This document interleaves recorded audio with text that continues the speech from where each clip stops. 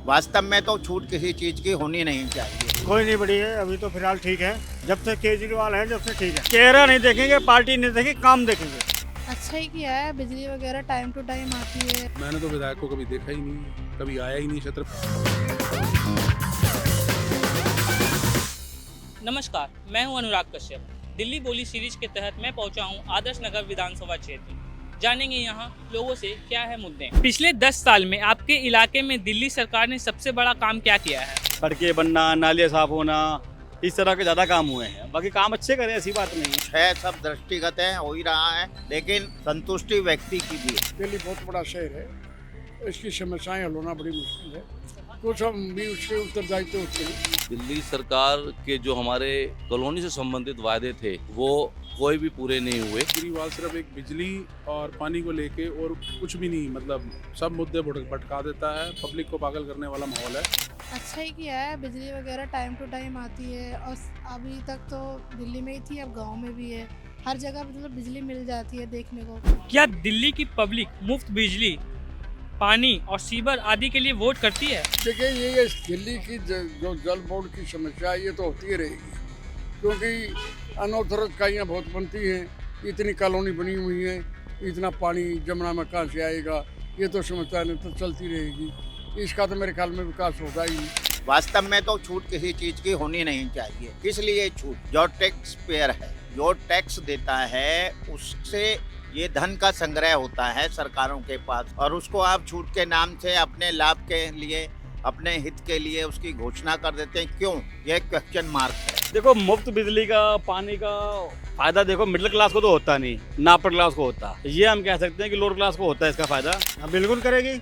हाँ, मुफ्त बिजली के लिए तो वोट करती है, क्योंकि जो निचले तबके और मध्यम वर्ग को राहत चाहिए तो वो उसके लिए तो वोट करती है। हाँ, ज़्यादातर तो लेडीज ही करती हैं, ताकि उनके जो कई बार ऐसा होता है कि आदमी का काम नहीं लगता है, तो इसलिए वो भी सोचते हैं कि हमें भी काम पे जाना चाहिए। तो इलाके की कौन सी समस्या है जिसे नई सरकार को सबसे पहले हल करना चाहिए? वो जी बेसिकली समस्या तो यही है कि नालियाँ साफ हों, सीवर साफ हों, बरसातें आए तो पानी ना भरे। ईमानदारी से क्षेत्र का विकास होना चाहिए। जहाँ नालियों की आवश्यकता है, नाली बनने चाहिए। जहाँ गलियों की आवश्यकता है, गलियाँ बननी चाहिए। जहाँ सड़क की आवश्यकता है, वहाँ सड़क बननी चाहिए। आज तो समस्या बिजली पानी की होती है, बस और क्या है। वैसे बिजली की तो इतनी समस्या नहीं है, थोड़ी सी पानी की समस्या है। सबसे पहले तो जो यहाँ समस्या है वो आवारा पशुओं की बहुत ज़्यादा है कि हर कॉलोनी डेयरी बन गई है और सफाई बिल्कुल ढंग से हो नहीं पा रही है। सबसे मुख्य समस्या तो हमारी इस समय पोल्यूशन की है, जो इस समय चल रही है। पोल्यूशन की समस्या को कोई अगर हल कर सकती है तो मे भी शायद प्रधानमंत्री मोदी के द्वारा करवाई जा सकती है। और आजकल डिजिटल का ज़माना हो गया, तो बच्चे बहुत ज़्यादा गलत सीख रहे हैं। तो स्कूलों में सबसे ज़्यादा डिजिटल वाला सीन जो है वो कम करना चाहिए। दिल्ली की जहरीली हवा और जो यमुना गंदी है, उसके लिए आप किसको जिम्मेदार मानते हैं? देखिए, दिल्ली की हवा के लिए तो हम सब दिल्ली वासी भी कसूरवार हैं। जिम्मेदारी इसमें हम किसी की नहीं मानते हैं। देखिए, जहाँ तक ये है, जितनी भी फैक्ट्रियाँ हैं दिल्ली के अंदर, जो भी है,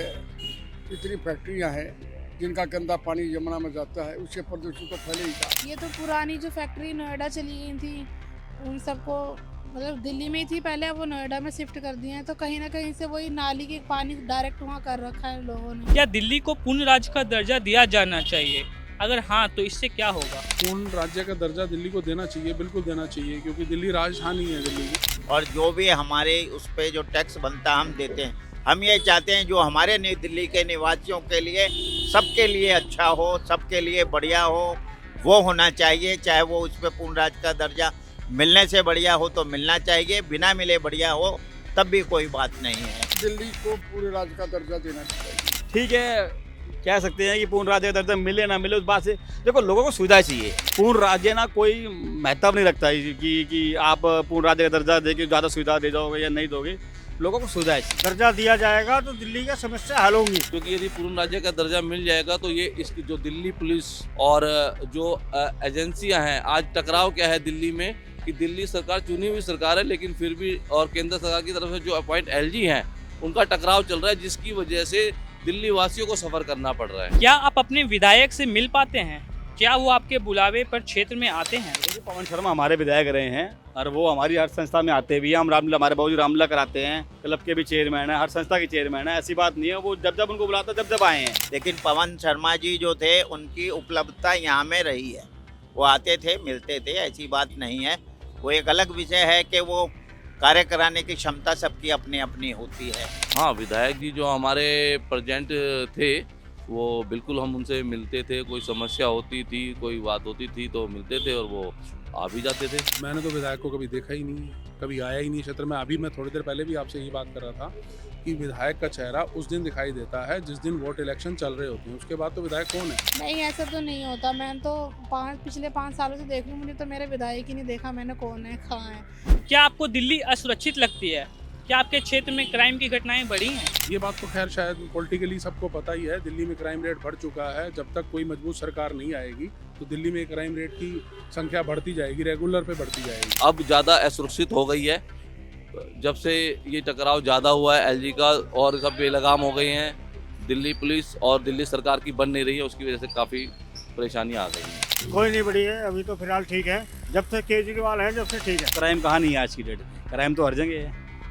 ये है कि वही बात है कि दिल्ली जैसा शहर, छोटा सा शहर है, चलो ठीक है, यूनियन टेरिटरी के अंदर आता है, यहाँ जल्दी पता लग जाता है क्योंकि देश की राजधानी भी है। राजधानी होने के कारण यहाँ जल्दी पता लगता है ये क्राइम हुआ, वो क्राइम हुआ है। कि ये अपराध तो बढ़ते ही जा रहे हैं। तो मैंने आपको पहले बोला था, जब तक पुलिस मुख्यमंत्री के आदेश नहीं होगी, जब तक हमारे नेता सख्त नहीं होंगे और उस पर पुलिस का नियंत्रण नहीं होगा तो अपराध तो बढ़ेंगे। लोकसभा में बीजेपी, विधानसभा में आम आदमी पार्टी, दिल्ली में कांग्रेस क्यों और कैसे हो गई साहब?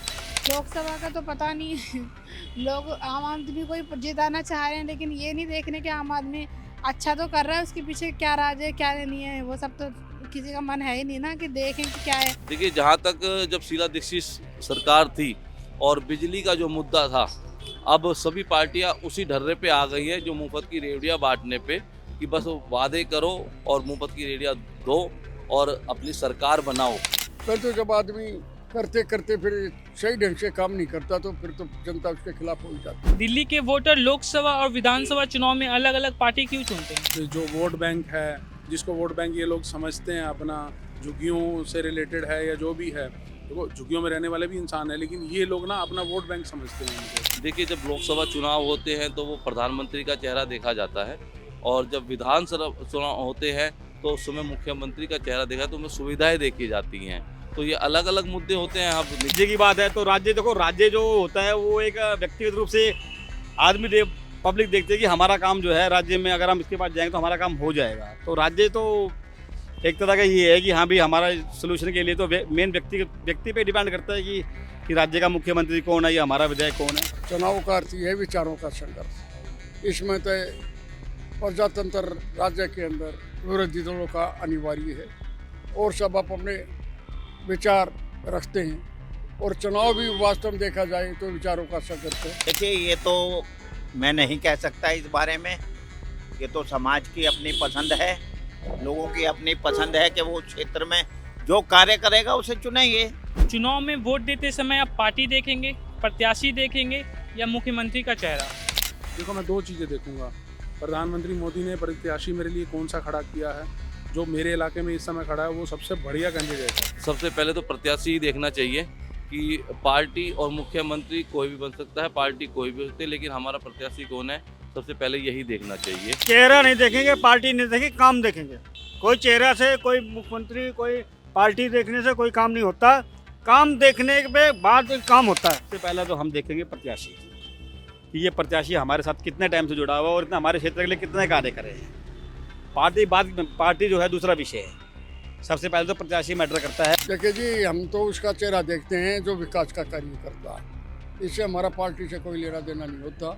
हम तो उसको चाहते हैं जो विकास का कार्य करे, सफाई व्यवस्था ठीक रखे, लोगों की समस्याओं हल करे।